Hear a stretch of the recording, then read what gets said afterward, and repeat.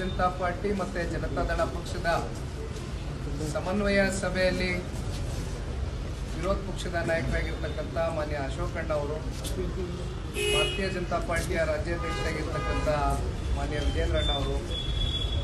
ಜೊತೆಯಲ್ಲಿ JDLP ನಾಯಕರಾಗಿರ್ತಕ್ಕಂಥ ಸುರೇಶ್ ಬಾಬಣ್ಣ ಅವರು ಹಾಗೂ ಎರಡು ಪಕ್ಷದ ಶಾಸಕ ಮಿತ್ರರು ಅನೇಕ ವಿಚಾರಗಳ ಬಗ್ಗೆ ಚರ್ಚೆಯನ್ನು ಸುದೀರ್ಘವಾಗಿ ಮಾಡಿದ್ದೇವೆ.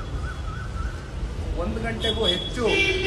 ಹಲವಾರು ವಿಚಾರಗಳು ಈ ರಾಜ್ಯ ಸರ್ಕಾರ ಕಳೆದ 2 ವರ್ಷದಲ್ಲಿ ಹಂತವಾಗಿ ಭ್ರಷ್ಟಾಚಾರ, ದುರಾಡಳಿತ, ವೈಫಲ್ಯತೆಗಳು ಎಲ್ಲವೂ ಕೂಡ ಮುಂದಿಟ್ಟು ನಾಳೆ ದಿನ ಪ್ರಾರಂಭ ಆಗ್ತಾ ಇರತಕ್ಕಂಥ 8-9 ದಿನಗಳ ಕಾಲ ನಡೀತಾ ಇರತಕ್ಕಂಥ ಈ ಒಂದು ಅಧಿವೇಶನದಲ್ಲಿ ಯಾವ ವಿಚಾರವನ್ನು ವಿಧಾನ ಮಂಡಲದಲ್ಲಿ ಪ್ರಸ್ತಾವನೆಯನ್ನು ಇಡಬೇಕು ಅಂತಕ್ಕಂಥದ್ರ ಬಗ್ಗೆ ಈಗಾಗಲೇ ಸ್ಪಷ್ಟವಾಗಿ ಕೆಲವೊಂದಷ್ಟು ತೀರ್ಮಾನಗಳು, ನಿರ್ಧಾರಗಳು, ಜೊತೆಯಲ್ಲಿ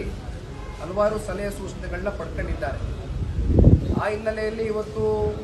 ಸಾಮಾನ್ಯವಾಗಿ ಸನ್ಮಾನ್ಯ ಕುಮಾರಣ್ಣ ಅವರು ಈ ಒಂದು ಸಮನ್ವಯ ಸಭೆಗೆ ಬರಬೇಕಾಗಿತ್ತು. ಆದರೆ ನವದೆಹಲಿಯಲ್ಲಿ ಪಾರ್ಲಿಮೆಂಟ್ ಸೆಷನ್ ಏನು ನಡೀತಾ ಇದೆ, ಆ ಹಿನ್ನೆಲೆಯಲ್ಲಿ ಅವರ ಒಂದು ಅನುಪಸ್ಥಿತಿಯಲ್ಲಿ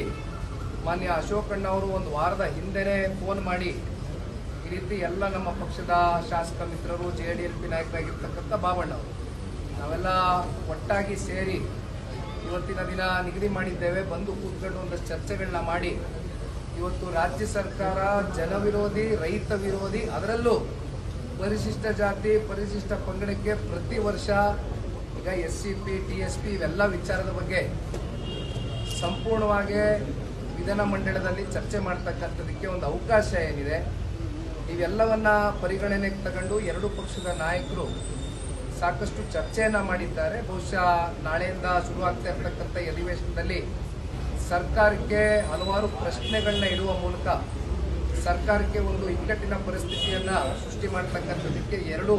ಪಕ್ಷದ ನಾಯಕರುಗಳು ಈಗಾಗಲೇ ಸಜ್ಜಾಗಿದ್ದಾರೆ.